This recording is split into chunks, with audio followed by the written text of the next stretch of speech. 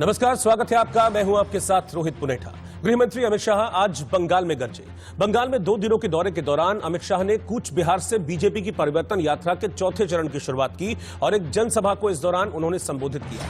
अपने भाषण की शुरुआत अमित शाह ने जय श्री राम के नारे के साथ की और शुरुआत में ही ममता और उनकी सरकार को अमित शाह ने निशाने पर लिया।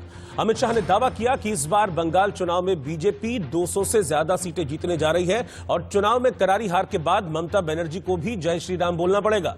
अमित शाह ने कहा कि ममता को जय श्री राम का नारा अपमान लगता है। इसके अलावा अमित शाह ने बंगाल में ममता बनर्जी और उनकी सरकार पर क्या क्या तीखे हमले बोले हैं, सबसे पहले वो देखिए आप। बिहार के अंदर माहौल ऐसा कर दिया कि जय श्री राम बोलना माने गुनाह है। अरे बनता दीदी, बंगाल में जय श्री राम नहीं बोलना जाएगा तो कहां पाकिस्तान में बोला जाएगा क्या? मुझे बताओ भाइयों, बताओ बहनों, जय श्री राम बोलना चाहिए या नहीं बोलना चाहिए? बोलना चाहिए या नहीं बोलना चाहिए? तो मेरे साथ दोनों हाथ उठाइए और गगनभेदी नारा लगाइए, जय श्री राम। हमारे आराध्य श्री राम को याद कर गौरव महसूस करते हैं, गौरव। मगर आपको तकलीफ होती है क्योंकि आपको तुष्टीकरण कर एक वर्ग विशेष के वोट चाहिए। क्यों भाई, इनके वोट नहीं है क्या? ये सभी तो जय श्री राम बोल रहे हैं। मैं आपको वादा कराता हूं, चुनाव समाप्त होते ममता दीदी भी जय श्री राम बोलती हो जाएगी, आप चिंता मत करिए। मित्रों, इस बार बंगाल की जनता ने नरेंद्र मोदी जी के विकास के मॉडल और ममता दीदी के विनाश के मॉडल के बीच में पसंदगी करनी है कि बंगाल क्या चाहता है। 30 से ज्यादा कार्यकर्ताओं की हत्या ये तृणमूल के गुंडों ने की। एक को भी पकड़ते नहीं है, एक को भी सजा नहीं होगी ऐसा वो मानते हैं। अरे ममता दीदी, मैं राजवंशों की वीर भूमि पर बैठकर कहने वाला हूं, हमारी सरकार आने वाली है। हत्या जिन्होंने करी है इसको चुन चुन कर जेल की सलाखों के पीछे जा रहे हैं।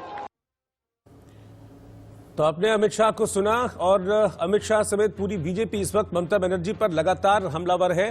तो ममता बनर्जी भी लगातार बीजेपी के हमलों का जवाब दे रही है। बीजेपी की रथ यात्रा पर हमला करते हुए उन्होंने कहा कि बीजेपी की रथ यात्रा में बिरयानी और मांस पुलाव चल रहा है। রাবণ ওই রথে করে সীতাকে হরণ করেছিল, সেটা রাবণ রথ। সেই রথে বিরিয়ানি, মাংস পোলাও থেকে, ছানা কাবাব থেকে শুরু করে, একেবারে সাজুগুজু থেকে শুরু করে, খানা পিনা থেকে শুরু করে, বিশ্রাম থেকে শুরু করে, গানা থেকে শুরু করে সব রেডি। যেমন 10 স্টার হোটেলে 10 তারা হোটেলে গেলে পাওয়া যায়, সেইগুলোকে রেখে দিয়েছে।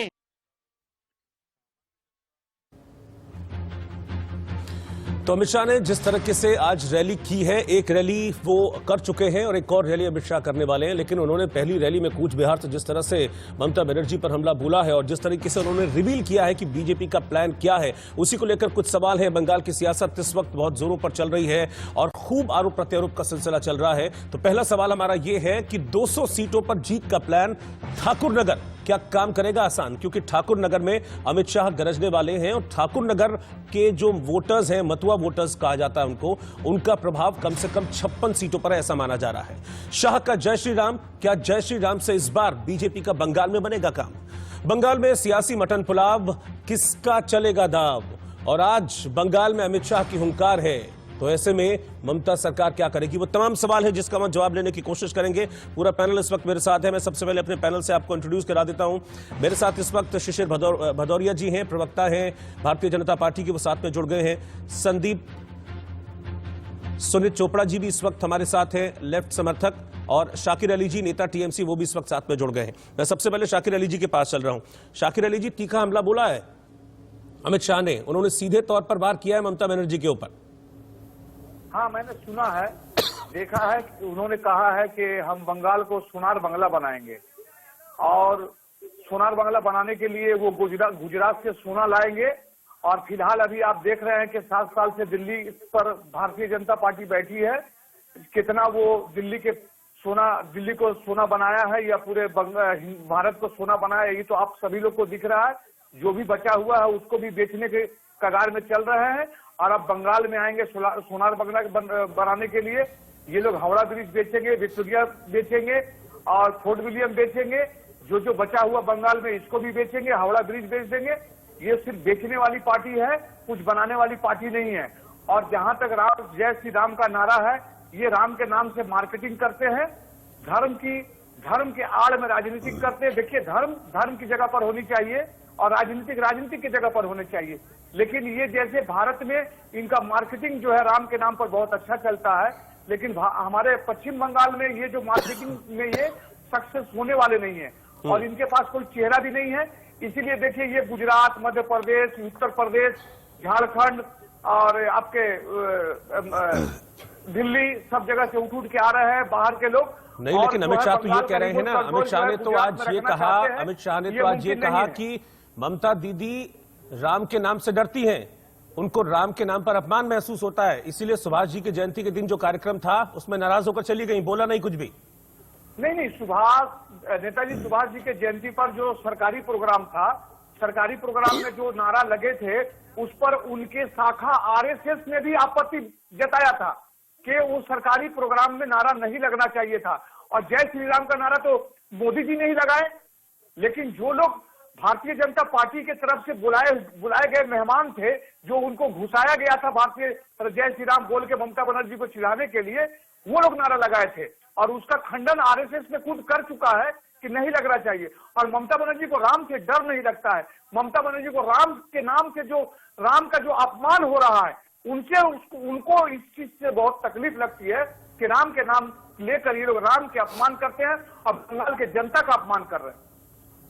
ठीक है, मेरे साथ शिशिर भदौरिया जी भी हैं और शिवानंद द्विवेदी जी भी, राजनीतिक विश्लेषक, वो भी जुड़ गए हैं। शिशिर भदौरिया जी बीजेपी के प्रवक्ता हैं। शिशिर जी, वो कहते हैं कि भगवान राम का नाम तो जहां लो वो जगह भी पावन हो जाती है, तो फिर ऐसे में ममता बनर्जी को क्यों भगवान राम के नाम से डर लगता है या फिर अपमान महसूस होता है, जैसा कि सफाई अभी टीएमसी के प्रवक्ता दे रहे थे?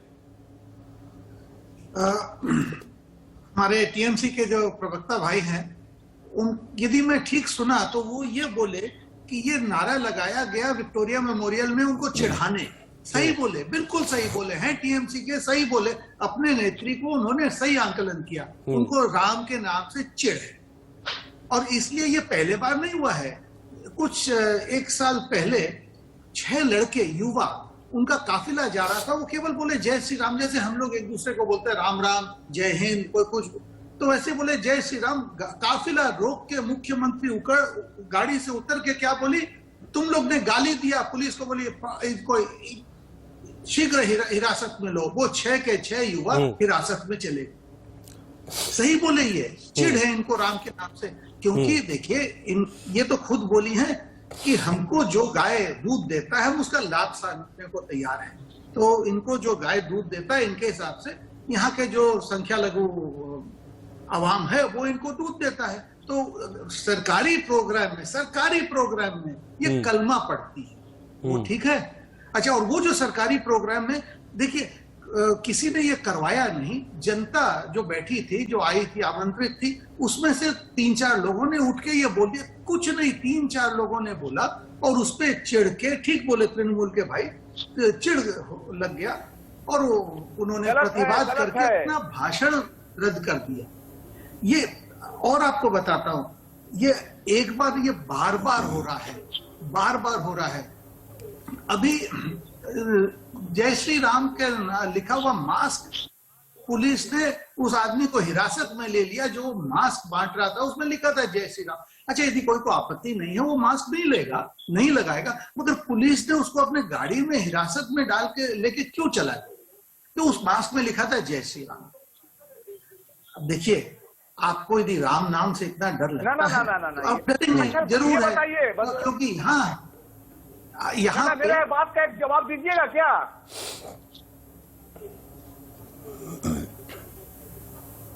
मैं बोल रहा था, यदि आप बीच में टोकोगे तो ठीक है। चलिए, मैं आपने सवाल की अनुमति मांगी, चलिए सवाल कीजिए। आपको नहीं करना चाहिए, मगर विश्व में विश्व पूरे वर्ल्ड में बहुत सारी राजनीतिक पार्टियां हैं। आप बताइए तो कोई भी पॉलिटिकल पार्टी किसी भगवान या धर्म का नाम लेता है क्या राजनीतिक में? आप बता सकते हैं? ऐसा है, पूरे विश्व की बात हम करते हैं। आप ब्रह्मांड में मत दिखाइए। मैं आपको एक के बाद एक गिना दूंगा। बहुत सारे देशों के संसद में संसद आरंभ होता है पूजा से। एक नहीं, बहुत सारे संसद का सत्र आरंभ होता है पूजा से। हम पूजा की बात नहीं, कौन से पॉलिटिकल मंच पर कौन से पॉलिटिकल मंच के ऊपर राम भगवान, लॉर्ड भगवान का नाम जो है कलमा लिया जाता हो? सरकारी प्रोग्राम में कलमा पढ़ती है। अरे शाकिर साहब, क्या आप बातें कर रहे हैं कि भगवान का नाम, भगवान गणेश का नाम लेते हैं ना, हर काम को शुरू करने से पहले कहते हैं ना ओम श्री गणेशाय नमः। तो अगर उसमें प्रभु श्री राम का नाम ले लिया तो क्या हो गया? कोई किसी ने अपराध कर दिया क्या? मैं चाहूंगा बाकी लोग भी डिबेट में आए। शिवानंद द्विवेदी जी भी हैं मेरे साथ। शिवानंद द्विवेदी जी, मैं चाहूंगा आप भी डिबेट में आए। अगर भगवान श्री राम का नाम ले लिया मंच से तो इसमें आपत्ति क्या हो गई? इसमें अपमान महसूस होने वाली क्या बात है? और इसीलिए अमित शाह आज कह रहे हैं कि अब चुनाव के बाद ममता भी अब जय श्री राम बोलेंगी। नहीं, ये लोग सोचते हैं कि दूसरे लोग भी अब दूसरे लोग भी शिवानंद जी को आने दीजिए। शिवानंद जी के लिए अब आपके पास आऊंगा। शाकिर जी थोड़ा पेशेंस रखिए। रोहित जी, अगर शाकिर जी थोड़ा पेशेंस रखिए, बाकी लोग भी है डिबेट में। थोड़ा पेशेंस रखिए, बाकी लोग भी है। राजनीति का अलग जगह है, बाकी लोग भी है डिबेट में। थोड़ा पेशेंस रखिए शाकिर जी, सबको जवाब देने दीजिए। शिवानंद जी। रोहित जी, आप वरिष्ठ पत्रकार हैं। अभी शिशिर बजोरिया जी टीएमसी के प्रवक्ता महोदय का जवाब दे रहे थे। एक बेसिक सी बात है, सारी राजनीति को एक तरफ कर दीजिए। एक बेसिक सी बात है कि जय श्री राम के नारे से किसी को कम से कम, मैं मान सकता हूं कि आप इसको राजनीति में होना चाहिए, नहीं होना चाहिए, इसको लेकर आपके पॉइंट हैं, आपकी असहमतियां हैं, लेकिन जय श्री राम के नारे से आपको चिढ़ होती है, ये ममता बनर्जी की पार्टी को कम से कम बताना चाहिए कि आखिर इस चिढ़ का कारण क्या है। क्या जय श्री राम का नारा इस देश में लगाना किसी को चिढ़ाता है? इस देश की सनातन संस्कृति में जय श्री राम का नारा कोई भी लगाता है, पूरा देश राम को अपना आराध्य मानता है, राम को पूजता है और पूरे देश के लिए राम एक आदर्श पुरुष है। उस राम के नाम के साथ अगर ममता बनर्जी जो बंगाल की मुख्यमंत्री हैं, उनको चिढ़ होती है, तो इस चिढ़ पे उनको इस देश की जनता, बंगाल की जनता को बताना चाहिए। और वो नारा कोई प्रधानमंत्री नरेंद्र मोदी ने नहीं लगाया, वो नारा नीचे जो जनता बैठी थी लगाई थी। क्या सरकारी कार्यक्रम है? मैं मान लेता हूं कि सरकारी कार्यक्रम है। सरकारी कार्यक्रम में जय श्री राम असंसदीय है क्या टीएमसी के लोग बताएंगे? मैं मानता हूं कि ममता बनर्जी को अपने इस फंडामेंटल पॉइंट को कम से कम स्पष्ट करना चाहिए कि जय श्री राम के नारे में ऐसा कौन सा शब्द है, ऐसा कौन सा टर्म है जिस पर किसी को भी चिढ़ हो। दूसरी बात, मैं एक इसी कड़ी में जवाब देना चाहूंगा जिसकी बात अभी टीएमसी के प्रवक्ता कर रहे थे कि ये राजनीतिक में इसका प्रयोग नहीं होना चाहिए। आखिर इस देश में मंदिर घूमने वाले, इस देश में तुष्टीकरण की राजनीति करने वाले, इस देश में अपीजमेंट के नाम पर एक खास कम्युनिटी को तरह तरह के उपहार बांटते रहने वाले सरकारी खजाने से, क्या वो लोग ये बात नहीं मानते हैं कि सरकारी खजाने का उपयोग किसी एक कम्युनिटी, किसी एक मजहब के वोट के लिए नहीं किया जाना चाहिए? क्या ममता बनर्जी इसको मना करेंगी?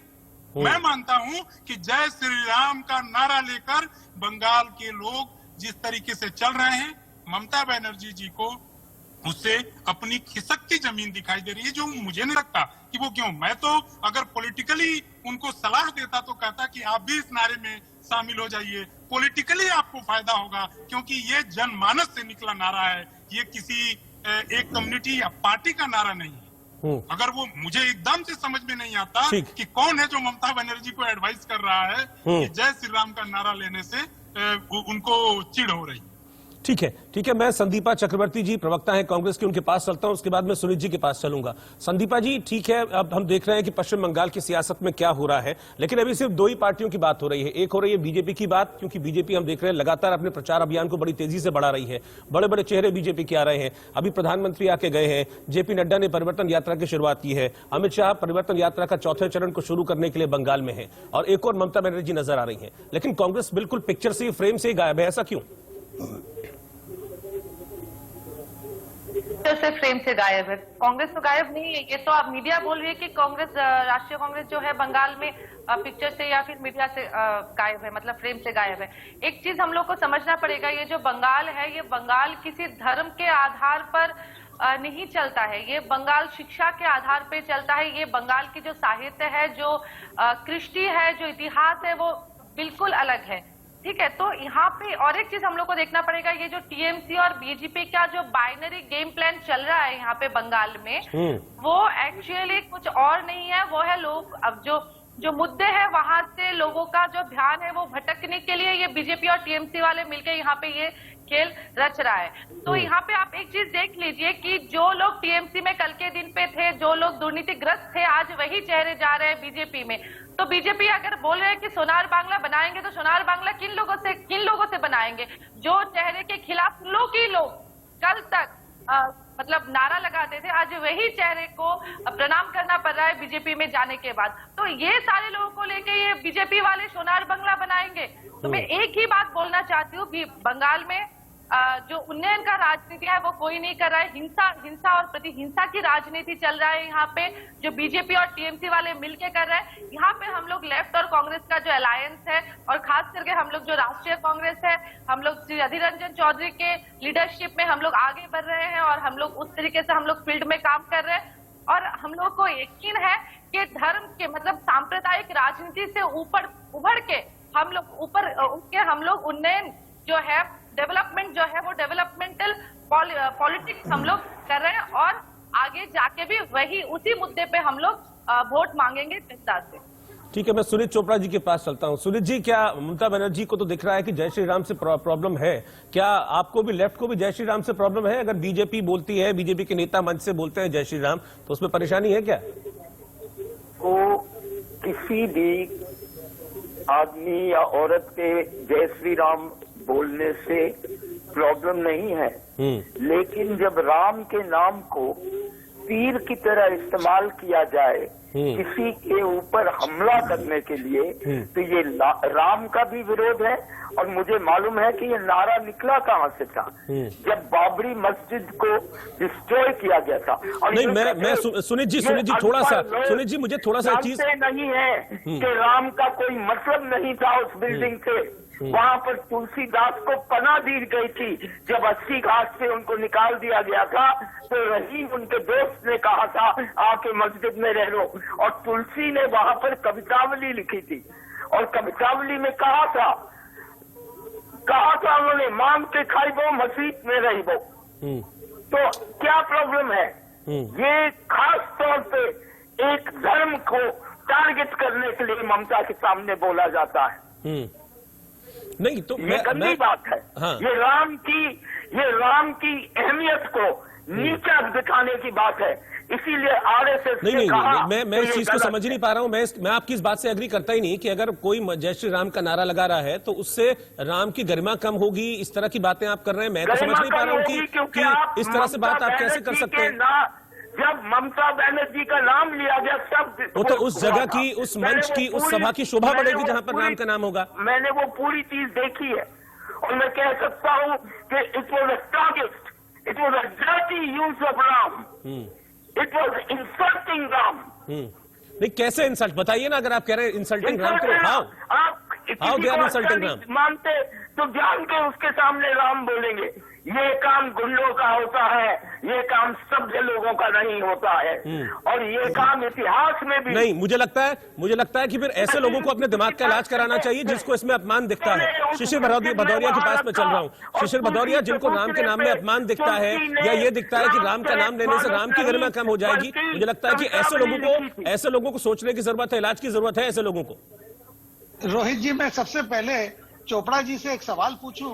आप इतना बोलती है कि इसमें राम के नाम का निरादर हुआ या जो भी बोले, आप क्या राम में विश्वास रखते हैं? आप हाँ या ना में जवाब देंगे हमें, क्या आप राम में विश्वास रखते हैं? और दूसरा मेरा सवाल है, आपने जो कहा कि ममता बनर्जी को टारगेट किया गया, ऐसे लग रहा है कि आपका और टीएमसी का तो जुगलबंदी है मेरे भाई। तो ये तो बहुत क्लियर है। यहाँ पर देखिए, कांग्रेस और लेफ्ट मिलके बोलता है कि टीएमसी को दोष देता है कि बीजेपी को ही लिया है, और टीएमसी कांग्रेस और लेफ्ट को दोष देता है कि ये बीजेपी को ले आए। बात सही ये है कि बंगाल की जनता यहाँ अस्त हो गई है। यहाँ के अरे चोपड़ा जी बोलने दीजिए, मैं चोपड़ा जी बोलने दीजिए, के नाम पे है। जरा धीरज रखिए, आप बहुत सीनियर नेता है, जरा धीरज रखिए, धीरज रखिए चोपड़ा जी, धीरज रखिए। आपका आदत है, आप एक ट्रेन के जैसे चलते चलते, जरा धीरज रखिए, धीरज। जहां तक मैं आपको बहुत क्लियरली बोलूं, बंगाल की जनता त्रस्त हो गई है। बंगाल जो पहले एक टाइम था कि पूरे देश में 1 नंबर प्रदेश था, आज पता नहीं गिरते गिरते किस स्थान पे आ गया। 34 साल बाम राज, उसके बाद 10 साल इनका राज, प्राय 5 दशक हो गए। बंगाल को मिला एक शून्य, जिसको बंगला में बोलते हैं बांग्ला पेलो गोल्ला, इसको बंगला में बोलते हैं शून्य मिला। अब यहाँ की जनता चाहती है कि हम भी आगे बढ़े, कि हमारा पूरा प्रदेश आगे बढ़े। यहाँ से युवा बाहर जाता है शिक्षा के लिए, युवा बाहर जाता है नौकरी के लिए। तो जब तक यहाँ पर उन्नयन नहीं आएगा, और ये उन्नयन एक ही मात्र आ सकता है, मोदी जी का जो है सबका साथ, सबका विकास, सबका विश्वास, ये भी। मगर किसका विश्वास इसके लिए है? जनता हमारे संग आ रही है। अरे किसानों के हाथ में है। अरे आप कितना बुलवाएंगे बहादुर जी? अच्छा ठीक है, मैं नेक्स्ट टॉपिक पर भी आता हूं। इस पर हमने चर्चा की, मैं नेक्स्ट टॉपिक पर भी आता हूं। मैं शाकिर अली जी के पास चल रहा हूं। शाकिर अली जी, एक चीज है, ठीक है, जय श्री राम अगर बीजेपी बोले तो उससे आपको परेशानी है, लेकिन ममता बनर्जी अगर बीजेपी की परिवर्तन रथ यात्रा पर यह कहें कि ये तो रावण का रथ है, इसमें तो मटन खाया जाता है, इसमें तो मांस खाया जाता है, इसमें तो कबाब खाया जाता है, तो जरा सबूत दिखा दीजिए इसके एक बार। देखिए, और रावण का रथ कैसे है बताइए ना जरा। सुनिए, बता रहा हूँ। हाँ। आपने भी और हमने भी और अपने बच्चों को भी किताब में आपने रथ दिखाया होगा, राम जी का रथ दिखाया होगा, कृष्ण जी का रथ दिखाया होगा, महाभारत का रथ दिखाया होगा, जिसमें पहिया लगा होता है, सामने घोड़ा होता है, ऊपर में छतरी होता है। ये एयर कंडीशन बस में बैठ के और मिनरल वाटर पीने वाले लोग, अब चाय कॉफी पीने वाले लोग, और ये खाने पीने वाले लोग, ये कैसा रथ यात्रा? इसका आप रथ यात्रा का नाम क्यों दे रहे हैं? अरे भाई, जिसको जो पसंद है वो खा रहा है। आप तस्वीर दिखाइए मुझे, कौन कबाब और मटन खा रहा है, तस्वीर दिखाइए मुझे। मेरी बात सुन लीजिए, सब कुछ उल्टा, सब कुछ राम के नाम पर सब कुछ उल्टा। हमारे कहने का मतलब है कि बंगाल में हम लोग राम और कृष्ण बोलते हैं, हम लोग राम का नाम लेते हैं, राम और कृष्ण। आज बंगाली के सेंटीमेंट से आप खेलने के लिए आए बंगाल में, जय श्री राम लेके आप राम और कृष्ण बोले ना, राम कृष्ण बोले, इससे कोई आपत्ति नहीं है। लेकिन आप राम और कृष्ण को कृष्ण को क्यों अलग कर दे रहे हैं? आप जय दुर्गा माता को बोलिए, सरस्वती जी को बोलिए, जय काली बोलिए, यहाँ सब कुछ को बोलना है। लेकिन ये लोग तो सब उल्टा पुल्टा करते हैं। आप मछुआ समाज का थोड़ी देर में बात कर रहे थे, मछुआ समाज जिनसे नाराज चल रहे हैं, वो ओबीसी एसटी है, एसटी के जो ये लोग गए थे आपके। आप जिस व्यक्ति से बात कर रहे हैं उसने आपकी कॉल को होल्ड, कृपया लाइन पर। टैगोर के लिए शांति निकेतन में गए, वो शांति निकेतन में जाके अमित शाह बोलते हैं कि रविन्द्रनाथ टैगोर यहाँ जन्म लिए थे, जबकि वो कलकत्ता जोड़ा साको में जन्म लिए थे। ये बंगाल के सेंटीमेंट को ये समझे नहीं।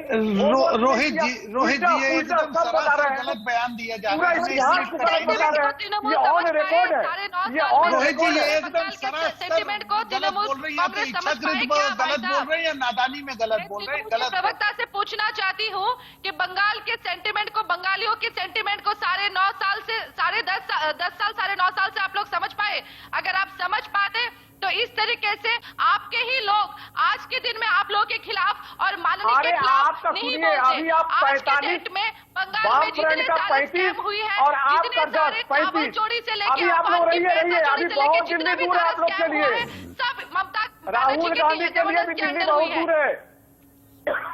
कांग्रेस बंगाल में साइन बोर्ड है और साइन बोर्ड रहेगा, आप रहिए। आप बंगाल के सेंटीमेंट की बात करते हैं।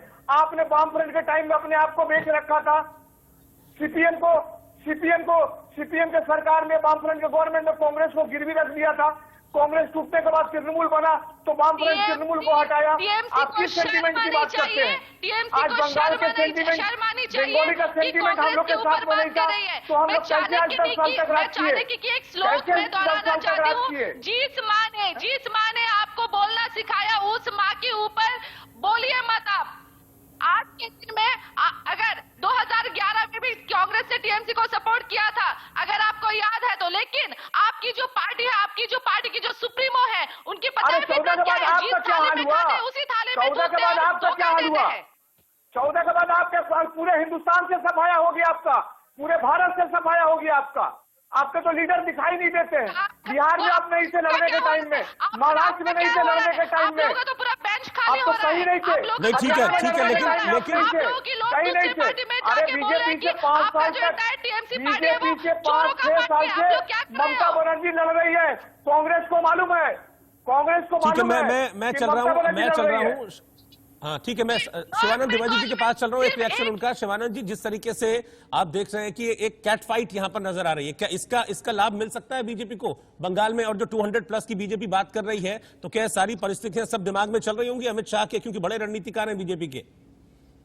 नहीं, इसमें देखिए, अगर पॉलिटिकली इस चीज को देखा जाए तो 3 पार्टियों का यहाँ विषय है। कांग्रेस है, टीएमसी है, लेफ्ट है। इसमें कांग्रेस लेफ्ट का अलायंस है। और एक बड़ी अच्छी बात कांग्रेस की प्रवक्ता की तरफ से आई, और मैं तो हैरान हूं कि वो हिंसा की भी बात कर रहे हैं। कम से कम लेफ्ट से गलबाहियां भी कर लेते हैं और हिंसा की भी बात कर लेते हैं। मतलब उनको विरोधाभास नामक शब्द उनके शब्दकोश में कहीं नहीं है, और वो सारी बातें कर लेते हैं। चित भी मेरी, पट भी मेरी। खैर, अभी एक चीज और है। अभी चुनाव से पहले एक चर्चा ये भी चल पड़ी थी कि एक आह्वान हो रहा है कि दोस्ती चल रही है और बंगाल में दीदी मोदी की कुश्ती चल रही है। जनता सब देख रही है। या तो आप मुझे सुन लें। देखिए मैं या तो आप मुझे सुन लें, मैं अपनी बात कर रहा हूँ। आपने अपनी बात पूरी मजबूती से कही है, मैं अपनी बात कर रहा हूँ। मुझे तो अपनी बात कहने देंगे। आलोकित कर रहा है। आप लोग किस सोनार बांग्ला की बात कर रहे हो? नहीं, मेरी बात भी आप ही कहेंगे क्या? मेरी बात भी आप ही बोलेंगे क्या? नहीं, मेरी बात भी आप ही बोलेंगे क्या? मेरा पक्ष भी आप ही रखेंगे क्या यहाँ पे? आप मेरा पक्ष मुझे रखने दीजिए, आप अपनी बात कहिए। मैं सीधी सी बात कर रहा हूं कि भारतीय जनता पार्टी ने नरेंद्र मोदी के नेतृत्व में बंगाल की जनता एक चीज को महसूस कर रही है कि तमाम केंद्र सरकार की ऐसी योजनाएं जो राज्य के माध्यम से नीचे लागू होती हैं, किसान सम्मान निधि जैसी योजना, आयुष्मान जैसी योजना, उसका लाभ बहुतायत जितना बंगाल को मिलना चाहिए, लेकिन एक अवरोध के रूप में बीच में एक सरकार खड़ी है जो गरीबों के हित में नहीं है। इसका इम्पैक्ट अगर नीचे पड़ रहा है और लोग 18 सीटें दे रहे हैं, तो क्या इसको आप नकार देंगे क्या? लोकसभा चुनाव में, आज विधानसभा चुनाव में जिस तरीके से एक तरफा, विधानसभा चुनाव में जिस तरीके से एक तरफा आप देख रहे हैं कि भारतीय जनता पार्टी के प्रति एक जो माहौल दिख रहा है, उस माहौल को आप नकार देंगे क्या? की भांगन हो रही है, जो गंगा नदी के जो हालात है, जो आसपास के लोगों के हालात है, नमामि गंगे प्रोजेक्ट के अंदर कितना काम किया आप लोग ये बता दीजिए। अगर मैं अपनी बात कह सकता हूँ, मैं उनकी बात नहीं कहूंगा, वो अपने पैमाने पर अपनी बात कहें कि नमामि गंगे प्रोजेक्ट के अंदर उत्तर बंगाल में, नॉर्थ बंगाल में कितना काम हुआ है। वहाँ से भी तो हमारी माँ गंगा आप मुझे ये बताइए, किसान सम्मान निधि आपके यहाँ लागू है क्या? आप मुझे ये बताइए, आयुष्मान लागू है क्या? आप मुझे ये बताइए कि कोविड काल में जिस तरीके से पूरे देश में मुहिम चल रही थी और राज्य की सरकार पूरी तरह से केंद्र से सहयोग कर रही थी, वो सच है कि नहीं है? आप ये बताइए कि अपीसमेंट की राजनीति होती है। आप ये बताइए कि ममता बनर्जी की सरकार है। ठीक है, चलिए थोड़ा सा शांत हो जाइए, कूल डाउन हो जाइए। इस वक्त की हेडलाइंस में ले रहा हूं, 1 मिनट के बाद हम वापस लौटेंगे, फिर नए सिरे से चर्चा की शुरुआत करेंगे। अभी बहुत से पॉइंट्स हैं जिनका डिस्कस किया जाना बाकी है, क्योंकि बीजेपी की ओर से, अमित शाह की ओर से लगातार दावा किया जा रहा है। आज भी अमित शाह ने दावा किया कि इस बार 200 से ज्यादा सीटें जीतेंगे हम बंगाल में, और ममता बनर्जी मई के बाद मुख्यमंत्री नहीं रहने वाली है। तो क्या प्लान ऑफ एक्शन है, इस पर हम चर्चा करेंगे। और ममता बनर्जी के पास, टीएमसी के पास क्या प्लान ऑफ एक्शन है, इस पर हम बातचीत करें। रथ में, ऐसे रथ के जरिए किस तरह से परिवर्तन लाएंगे? दर्शकों को ये बहुत साफ तौर पे बता दूं कि जो 200 का लक्ष्य है उसके हम बहुत करीब हैं। उसके करीब इसलिए हैं कि पिछले जो चुनाव में, लोकसभा के चुनाव में, हमने 122 विधानसभा आसनों पे हमारी बढ़त की, 122, और उस 122 विधानसभा में एक 61 आसन में हमारी बढ़त थी 50% से ऊपर वोट लेके, 50% से ऊपर वोट लेके 61 आसनों में हमारी बढ़त थी। तो हम 3 वाले स्थान से वो तो बहुत पुरानी बात, वो तो इतिहास हो गया। अभी ये है कि हमको 122 से 200 पहुंचना है, और वो साफ इसलिए दिख रहा है हमें क्योंकि जिस हिसाब से हम दिन दुगने बढ़ रहे हैं, वो दिल्ली दूर नहीं है हमारे लिए। और जहां तक ये जो रथ, देखिए ये तो सबको को पता है ये बस है। हम रथ का नाम क्यों देते हैं? आध्यात्म के आधार पे, इसलिए हम बोलते हैं रथ, क्योंकि रथ पे भगवान बैठते हैं। तो अब ममता बनर्जी को उसमें भी आपत्ति है, क्यों रथ पे आप क्यों बैठते हैं? ममता बनर्जी, मैं तो इतना जरूर बोल रहा हूं कि ममता बनर्जी कम से कम 2 बार 3 बार भगवान का नाम लिए, मैं उसका स्वागत। ठीक है शिशिर जी, मुझे 1 मिनट दीजिए, मैं आपके पास वापस लौट रहा हूं। मुझे 1 मिनट दीजिएगा, मैं आपके पास वापस लौटूंगा। अमित शाह इस वक्त ठाकुर नगर पहुंच गए, उसकी तस्वीरें जरा मैं चाहूंगा पूरा फुल स्क्रीन पर दिखाएं। अमित शाह को आप देख सकते हैं, सुबह उन्होंने कूच बिहार में रैली की थी, एक जनसभा को संबोधित किया था, और फिलहाल ठाकुर नगर पहुंच चुके हैं। यहां पर भी अमित शाह एक रैली करने वाले हैं।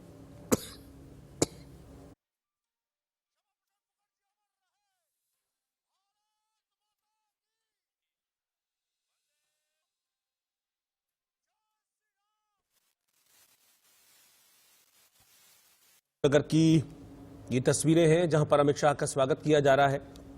अब से कुछ देर में अमित शाह यहां पर रैली करेंगे और मतुआ समुदाय के जो लोग हैं उनको बहुत उम्मीदें हैं आज अमित शाह के इस दौरे से, अमित शाह की इस रैली से।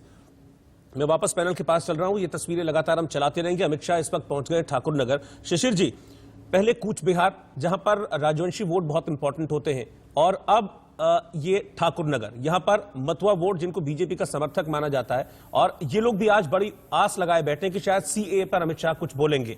ये खास तौर पर एक स्ट्रेटेजिक प्लान के तहत इन दोनों जगह को चुना गया आज अमित शाह की तरफ से।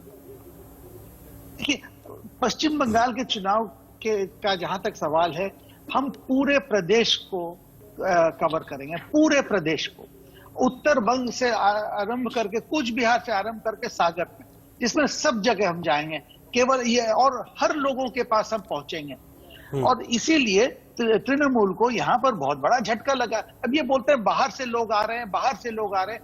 इनको देश के प्रधानमंत्री और गृह मंत्री बाहर ही दिखते हैं, और क्योंकि इनके तो सब कुछ निर्यात पे है। इनके तो जो चुनावी रैली में बांग्लादेश से एक्टर्स को लेके आते हैं, क्योंकि उनको इंडिया के भी, अपने देश के भी एक्टर, बंगाली एक्टर भी नहीं चलते, बांग्लादेश से लाते हैं। और जहां तक ये हमेशा ये बोलते हैं कि ये बाहर से गुजरात से ले आए। देखिए, तृणमूल है तो एक प्राइवेट लिमिटेड कंपनी ना, जिसके 2 मालिक हैं, एक है बुआ, एक है भतीजा, जिसको हम बांग्ला में बोलते हैं पीसी और भाईपो।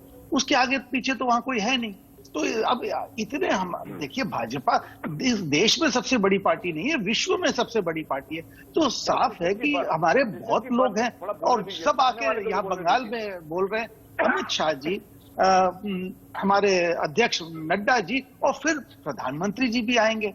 तो ये तो स्वाभाविक है। और हमारे बहुत नेता हैं, और इनको सबसे चिढ़ लग रहा है, क्योंकि इनको दिख रहा है कि जमीन खिसक चुकी है। और ये जो सोनार बांग्ला, लक्ष्य सोनार बांग्ला इसलिए है कि बंगाल वाकई में जो सोने की चिड़िया थी, जिसको एक पिछले 70 साल में लूटा गया। पहले 25 साल कांग्रेस के टाइम में क्या हुआ? अच्छा, उस टाइम पे आपने बात कही शिशिर जी, मैं इसका जवाब शाकिर जी से ले लेता हूं, क्योंकि मुझे फिर बाकी मेहमानों पर भी जाना है। शाकिर जी, बताइए क्या परेशानी है? अगर चुनाव का है वक्त तो प्रचार करने तो आएंगे ही, प्रधानमंत्री भी आएंगे, गृहमंत्री भी आएंगे, बीजेपी के बाकी नेता भी आएंगे। अभी तो स्मृति ईरानी ने भी आना है, योगी आदित्यनाथ भी आने वाले हैं, भी 1-2 दिन में उनका भी प्लान है। तो लंबी चौड़ी जो फौज है बीजेपी की, जो स्टार प्रचारक है वो आएंगे। तो क्या कोई डर है क्या टीएमसी को कि जमीन खिसक रही है, या फिर और बड़े लोग आएंगे तो जमीन खिसक जाएगी, या ममता बनर्जी अकेली पड़ गई सबके सामने? सबको आने के लिए इजाजत दे रहे हैं। अच्छा, देखिए, अच्छा मौसम है, इजाजत दे रहे हैं। अच्छा टूर का प्लेस है। सुनिए, आपने बहुत अच्छा, थोड़ी देर पहले आपने सवाल किया था कि 3 से 200 कैसे हो जाएंगे। तो उन्होंने कहा कि 122 सीट पर हम लोग लोकसभा में जीते हैं। आपको याद होना चाहिए, दिल्ली का 2014 और 2019 का इलेक्शन, और 2014 में 70 का 70 सीट विधानसभा पर भारतीय जनता पार्टी की लीड थी, और टोटल 7 लोकसभा सीट पर भारतीय जनता पार्टी ने जीता था। और 19 में लगभग ऐसे ही घटना हुआ, और दिल्ली में इनको 14 में भी सुनने मिला। 15 में जब विधानसभा वोट होता है दिल्ली में, तो इनको 0 मिलता है, और 20 में जब दिल्ली का विधानसभा चुनाव होता है तो 7 सीट मिलता है। इसी का तरह उदाहरण आप राजस्थान में देख लीजिए, पूरे के पूरे सीट पर वो लोग पाते हैं, लेकिन वहां गौलत का सरकार बन जाता है। आप देखिए, यहाँ पर पिछले बगल में इलेक्शन हुआ झारखंड में पूरे का पूरे सीट, 2 या 3 सीट पर ये लोग थे, झारखंड मुक्ति मोर्चा, और 1 सीट पर कांग्रेस। लेकिन आज देखिए, वहां झारखंड में भारतीय जनता पार्टी की सरकार चली गई। देश से भारतीय जनता पार्टी की सरकार से कुछ जा रही है। जनता विश्वास खो दी है। दूसरी बार इनको दे के बहुत बड़ा भूल कर दिया है। अब जो है ये लोग जितना जल्दी हो इस चीज से सोच रहे हैं कि बेचना है, जिस तरह से बेच बांट के हिंदुस्तान को खत्म करो। देखिए कोई भी हमारे बंगाल में आए कोई आपत्ति नहीं है। रथ यात्रा जो डुप्लीकेट रथ है वो रथ पर भगवान बैठते हैं, लेकिन रथ पर ये लोग बैठते हैं, सही बात है। तो रथ का जो नाम है उनका भी ये लोग रथ को बदनाम कर रहे हैं। टीएमसी बाइक रैली निकाले तो वो ठीक, बीजेपी रथ यात्रा निकाले तो वो गलत, वो रावण का रथ है। बहुत अच्छी आपने जो है बात कही है, बहुत अच्छी बात कही है। मतलब टीएमसी बाइक रैली निकाले तो ठीक है, बीजेपी अगर उसको बस को रथ का रूप देकर निकालेगी तो आप कहेंगे कि हाँ वो रावण का रथ है। ठीक है, मैं सुनीत चोपड़ा जी के पास चल रहा हूँ। सुनीत जी, लेफ्ट के लिए टक्कर, लेफ्ट के लिए मुकाबला कितना कड़ा है, क्योंकि बीजेपी एक और लगातार हम देख रहे हैं कि बहुत एग्रेसिव तरीके से अपना प्रचार अभियान आगे बढ़ा रही है, और दूसरी ओर टीएमसी का तो कहते हैं ना कि वो तेवर ही हमेशा एग्रेसिव रहता है। वो एग्रेशन अभी भी ममता बनर्जी का बरकरार है, देखने को मिल रहा है। तो ऐसे में लेफ्ट और कांग्रेस का जो गठबंधन है उसके सामने कितनी बड़ी चुनौती है, क्योंकि दोनों पार्टीज के पास बड़े बड़े फेस हैं, लेकिन अभी लेफ्ट और कांग्रेस के पास ऐसा कुछ अभी नजर नहीं आ रहा है। मेरा ये कहना है कि लेफ्ट और कांग्रेस दोनों ने देश की आजादी की लड़ाई में बहुत बलिदान दिया था, जिसके आधार पे इन लोगों को हिंदुस्तान की जनता ने वो प्यार दिया था जो किसी और ने नहीं दिया। लेकिन जब इंदिरा गांधी ने आके इमरजेंसी लागू की तो कांग्रेस का बना बनाया महल टूटा। मेरा ये कहना है कि आज भी परिवर्तन आ सकता है, लेकिन बीजेपी नहीं आएगी, क्योंकि बीजेपी आज भी कह रही है कि जो कांग्रेस ने सबसे बड़ी गलतियां की हैं हमने की हैं। तो बीजेपी तो नहीं आएगी, और कौन आएगा समझ में आएगा। कौन आ रहा है फिर? अभी तक जो आंकड़े दिखा रहे हैं 50% ममता बनर्जी आ रही है, आंकड़े ये दिखा रहे हैं। शिवानंद जी, लेकिन आंकड़े शिवानंद जी, फिर अब ए या बी टीम वाली कहानी आ जाएगी क्या फिर से सामने? क्योंकि लेफ्ट के तो नेता खुद कह रहे हैं कि 50% ममता बनर्जी आ रही है। लेफ्ट और कांग्रेस की कोई ऑफिशियल गठबंधन नहीं थी वहाँ पे, फिर भी वहाँ पे हम लोग को 34 से 38% वोट हम लोग को मिली थी। और इस बार देखिए आपके सहयोगी खुद को ही कम आंक रहे हैं, इसमें मैं क्या करूंगा? हम लोग है रोहित जी इंतजार कीजिए, शिवानंद जी को जवाब देने दे, शिवानंद जी को जवाब देने दे, फिर मैं संदीपा जी आपके पास आता हूँ। हम लोग की जो पार्टी है ना, तो की लेफ्ट की जो पार्टी है, हम लोग वन मैन शो या फिर वन वुमन शो हम लोग नहीं खेलते। रोहित जी हम लोग की जो ग्रास, संदीपा जी मुझे 1 मिनट दे, मैं आपके पास आ रहा हूँ, मैं फिर आपकी बात सुनूंगा। 1 मिनट दे मुझे। जो डिमांड है उसके आधार पे हम लोग चलते हैं, और हम लोग ठीक है, लेकिन आपके सहयोगी को आपने सुन लिया कि अभी उन्होंने क्या कहा? आपके सहयोगी को सुन लिया आपने कि उन्होंने क्या कहा? मैं इस पर आपका जवाब लूंगा, एक रिएक्शन में शिवानंद जी का ले लूं, फिर मैं आपके पास आ रहा हूं। आपको मैं पूरा समय दूंगा इस रिएक्शन के लिए। शिवानंद जी, एक्चुअली 2 शब्द बड़े मजेदार शब्द अभी चर्चा में आए। एक तो जो 2 दलों के गठबंधन और 2 दलों के बीच के विरोधाभास की बात थी। एक्चुअली अवसरवाद की नाव पर ये बैठे हुए दल हैं, इनको खुद नहीं पता कि ये कहाँ खड़े हैं, मझधार में है, किनारे हैं, इस किनारे हैं, उस किनारे हैं। दूसरी जो बात है एग्रेशन की, ममता बनर्जी जो है, मैं ये मान सकता हूँ कि परिवर्तन रैली का जो ट्रेंड है, परिवर्तन यात्रा का जो ट्रेंड है, वो भारतीय जनता पार्टी के संगठन और उसके चुनावी अभियान का हिस्सा है। परिवर्तन यात्रा कोई पहली बार बंगाल में नहीं कर रही है भाजपा, उत्तर प्रदेश में परिवर्तन यात्रा की थी, और ये उसके चुनाव लड़ने, उसके संगठनिक क्षमता के उपयोग करने का माध्यम है। लेकिन ये बात मैं ये कहूँगा कि जिस एग्रेशन, संदीपा जी ऐसे करेंगे ना तो किसी की आवाज ही हमको नहीं आ पाएगी, कोई समझ नहीं पाएगा कि कौन क्या बोल रहा है। कई बार तो हम कहते हैं कि ममता बनर्जी ने हाँ, संदीपा जी बात पूरी कर लेने दीजिए, नहीं तो समझ में नहीं आएगा क्या बोल रहा है। वो क्लैश हो जा रहा है ऑडियो में, कोई समझ में नहीं आएगा कि आप क्या बोल रही हैं, शिवानंद जी क्या बोल रहे हैं, ऐसे कुछ समझ में ही नहीं आएगा। बाकी लोगों को ये तो ममता बनर्जी का स्वभाव है कि संदीपा जी प्लीज, ये एग्रेशन जो यहाँ पर दिख रहा है वो मैदान पर दिखे तो ज्यादा अच्छा है, क्योंकि कांग्रेस अभी गायब है पूरी तस्वीर से। कोई नेता कांग्रेस का बड़ा नहीं आ रहा है बंगाल में रैली करने के लिए। मीडिया बोल रही है, ये एग्रेशन फील्ड पर दिखे तो ज्यादा है, ज्यादा अच्छा रहेगा। तो एक मिनट बात पूरी कर लेने दीजिए, बात पूरी कर लेने दीजिए, फिर मैं आऊंगा आपके पास। मैं मौका दूंगा बराबर। 2019 में भी मीडिया ने बोला था, नहीं तो कांग्रेस तो पूरे देश में प्रचंड बहुमत से आ रही थी, मीडिया ने बोल दिया और हार गए लोग। ऐसा थोड़ी होता है। जो ब्लास्ट स्पीच है अधीर रंजन चौधरी के, आप सुने हो ना पार्लियामेंट में, सुने हो ना राज्यसभा में क्या बोले? हाँ, तो राज्यसभा में वो है ही नहीं। अरे मैडम, राज्यसभा में नहीं है तो अक्ल लेके आओ। अच्छा ठीक है संदीपा जी, वक्त जा रही है, सुनिए संदीपा जी, सुनिए। कम से कम इतना तो समझो। अरे राज्यसभा में गुलाम नबी आजाद ने क्या बोला है, होमवर्क करके आओ। जरूर ट्वीट कर सकती हैं कि राज्यसभा में गुलाम नबी आजाद ने क्या बोला है। गुलाम नबी आजाद ने कहा है कि मैं इस देश के मुसलमान होने पे गर्व महसूस करता हूँ, मैं इस देश में सर्वाधिक सुरक्षित महसूस करता हूँ। अधीर रंजन चौधरी जी तो लोकसभा में खाली नहीं पड़ जाती है। अच्छा ठीक है, सुनिए मैडम। अच्छा ठीक है शिवानंद जी, एक मिनट, शिवानंद जी 1 मिनट मुझे दीजिए। मैं संदीपा जी को 1 मिनट मैं अकेले बोलने का मौका दे रहा हूं। संदीपा जी, क्योंकि आप मतलब इसमें बीच बीच में बोल रही हैं ना, तो आपकी आवाज किसी को समझ में नहीं आ रही ना बात। मुझे बताइए कांग्रेस का प्लान ऑफ एक्शन क्या है, क्योंकि फील्ड पे तो कहीं दिख नहीं रहे हैं। बताइए कौन सा बड़ा नेता आया कांग्रेस का प्रचार करने के लिए इस समय बंगाल में? क्या स्ट्रेटजी है आप लोगों की? आप लोग गठबंधन में चुनाव लड़ रहे हैं, क्या स्ट्रेटजी है? आपके ही गठबंधन के पार्टनर जो है वो कह रहे हैं कि 50% तो ममता बनर्जी चुनाव जीत रही है। बताइए फिर क्या स्ट्रेटजी है आपकी? देखिए कौन क्या बोले, हम लोग को उससे कोई लेना देना कौन नहीं है। नहीं, कौन नहीं, आपके गठबंधन के पार्टनर। हम लोग डेवलपमेंटल पॉलिटिक्स के आधार पे हम लोग काम कर रहे हैं, हम लोग जन सहयोग बनाने की काम कर रहे हैं, और हम लोग अधीर रंजन चौधरी जी के लीडरशिप में हम राष्ट्रीय कांग्रेस बंगाल में हम लोग उम्दा काम कर रहे हैं, और आगे भी उसी के हिसाब से हम लोग काम करेंगे। हम लोग महिला सुरक्षा से लेके, हम लोग बेरोजगारी से लेके, जो स्वास्थ्य। अरे लेकिन आवाज कौन उठाएगा मैडम, आवाज कौन उठाएगा? कौन है आवाज उठाने वाला? बताइए तो। कांग्रेस का कौन नेता है जो इस समय प्रचार में लगा हुआ है? चुनाव नजदीक है, आप देखिए ना कि कितना प्रचार ममता बनर्जी कर रही है, कितना प्रचार बीजेपी कर रही है। आप लोग कहाँ हैं? फील्ड में आपको दिखाई नहीं दे रहा है क्या? कहाँ है बताइए ना। सबको दिखाई दे रहा है। किसने, कौन बड़ा चेहरा रैली कर रहा है? बताइए कौन बड़ा नेता रैली कर रहा है? अधीर रंजन चौधरी जी राष्ट्रीय कांग्रेस के तरफ से, हम लोग के पीसीसी प्रेसिडेंट भी है अभी यहाँ के, तो वो हमारे यहाँ पे काम कर रहे हैं, बंगाल में काम कर रहे हैं, प्रचार कर रहे हैं। आपको दिखाई नहीं दे रहा, तो ये हमारी गलती नहीं है। हम लोग अपने तरीके से काम कर रहे हैं। अभी मीडिया कवरेज नहीं कर रहा है कि नहीं करे, वो तो हम लोग के हाथ में है नहीं। अच्छा, मतलब शिशिर भदौरिया जी, अंडर करंट हो सकता है कांग्रेस का, ये कहना है कांग्रेस की प्रवक्ता का। देखिए एकदम से अंडर करंट लास्ट टाइम पे लगेगा जी। ऐसा अंडर करंट है कि शायद अधीर रंजन चौधरी जी राज्यसभा में काम कर रहे हैं, वहां भाषण दे रहे हैं, क्योंकि कांग्रेस के प्रवक्ता बोले।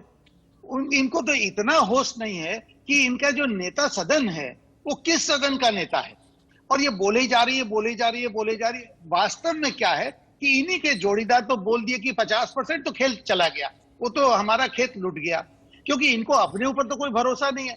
इनको कैसे भी करके ये सब के सब एक शब्द में बोलते हैं, इनको भाजपा को रोकना है। देखिए जनता ने अपना मन बना लिया है, और इसी कारण इतने हजारों हजार लोग उमड़ के आ रहे हैं हमारे हर कार्यक्रम में। आज अभी देखिए, आप जो दिखाए, गृह मंत्री जी जहां पहुंचे हैं ठाकुर नगर में, वहां जरा जब आपके कैमरा दिखाए गए हैं, वहां जो जन सैलाब है वहां पे, ये जनता का एकदम आशीर्वाद है 2 हाथ उठा के। और देखिए देखते देखते कुछ हफ्तों में, 1 महीनों में वोट हो जाएगा, दूध का दूध पानी का पानी हो जाएगा। ये तो पक्का है। कांग्रेस और वाम का जो गठबंधन है वो तृणमूल के संग हाथ पकड़ के कहीं ना कहीं एक कोने में बैठा रहेगा, और सरकार तो भाजपा की आएगी। ठीक है शाकिर अली जी, परिवर्तन रथ यात्रा बीजेपी चौथा चरण शुरू हो चुका है और दावा कर रही है कि परिवर्तन होगा इस बार। आपका कमेंट? कितने भी कोशिश कर ले, कितने भी रथ यात्रा निकाल ले, कोई परिवर्तन नहीं होने वाला। तीसरी बार मुख्यमंत्री ममता बनर्जी बनने वाली है। ये लोग जितना भी कोशिश कर ले, बंगाल के कल्चर से खिलवाड़ कर ले, बंगाल के बुद्धिजीवियों से, बलिदानियों से ये लोग खिलवाड़ कर ले, कोई लाभ इनको नहीं होने वाला। इनको बंगाल की जनता, इनको बंगाल की कल्चर और यहाँ की शिक्षा, यहाँ की तालीम इनको सिखाएगी कि पहले बंगाल के बारे में पढ़ो, तब जनता से आके वोट मांगने की कोशिश करना। हम लोग फिर तीसरी बार ममता बनर्जी को मुख्यमंत्री हमारी बंगाल की जनता बना रही है। शिवानंद जी आपका एक कमेंट बस, फिर मुझे वाइंड अप करना है। जी, मैं बस बहुत कम समय में 2 बातें कहूंगा। एक तो क्या है कि लेफ्ट से कांग्रेस ने पूछा कि आप कौन। दूसरी बात, कांग्रेस ने अधीर रंजन चौधरी जी को राज्यसभा में सुन लिया, जबकि वो लोकसभा में है। राज्यसभा में गुलाम नबी आजाद जी ने क्या बोला उसको सुने ही नहीं। और जो सबसे महत्वपूर्ण बात इसमें ये है कि भारतीय जनता पार्टी का, ये लोग कह रहे हैं कि भारतीय जनता पार्टी नहीं आ रही है, जबकि सच्चाई इसमें इतनी है, सच्चाई ये है कि इस बार ममता बनर्जी के भाषण सुन लीजिए, ममता बनर्जी जी के बयान सुन लीजिए, ऐसा लग रहा है कि उनको अब अंदर से महसूस होने लगा है कि उनकी जमीन खिसक रही है। मैं आश्चर्यचकित हूँ कि ममता बनर्जी जैसा नेता जिस तरह से हताशा में दिख रहा है, कहीं 10 सेकंड संदीपा जी, आप लोगों ने ये संदीपा जी 10 सेकंड आप तीसरी बार ममता बनर्जी के मुख्यमंत्री शपथ ग्रहण में आए। 10 सेकंड आप संदीपा जी, बस प्लीज मुझे खत्म करना है sir, please Sandeepa ji 10 second आपके, फिर बस खत्म कर रहा हूँ। हाँ जी, मैं वही बोल रही हूँ। देखिए, राम आपका है, राम मेरा है, राम सबका है, और हम लोग सिर्फ जय श्री राम नहीं, हम जय सिया राम बोलते हैं, हम राष्ट्रीय कांग्रेस। तो हम लोग जय सिया जी को, सिया माता को हम लोग रेस्पेक्ट देते हैं, हम लोग राम जी को भी हम लोग रेस्पेक्ट देते हैं। लेकिन सांप्रदायिक बन के राष्ट्रीय कांग्रेस कभी भी सांप्रदायिक नहीं थी, कभी भी धर्म के आधार पे हम लोगों ने कभी भी वोट नहीं मांगा, ना तो कि हम लोगों ने देश चलाया। हम लोग बार बार मैं यही बोल रही हूँ, डेवलपमेंट की पॉलिटिक्स करनी चाहिए। चलिए ठीक है, आप सभी का बहुत बहुत शुक्रिया, आप साथ में जुड़े इस डिबेट में, वक्त दिया आप लोगों ने, आप सभी का बहुत बहुत शुक्रिया। तो अमित शाह लगातार दौरे पर हैं, और अमित शाह बल्कि पूरी बीजेपी इस वक्त, जो बीजेपी के थिंक टैंक हैं, बड़े बड़े नेता हैं, पश्चिम बंगाल के दौरे पर हैं, और दावा ये किया जा रहा है, जैसा कि आज अमित शाह ने दावा किया कि प्लान है 200+, यानी कि 200 सीटें इस बार बीजेपी बंगाल में जीत रही है, ये कह रहे हैं। देखते हैं कि क्या नतीजे सामने आते हैं। फिलहाल इस डिबेट में आज के लिए इतना ही। आप बने रहिए इंडिया न्यूज के साथ।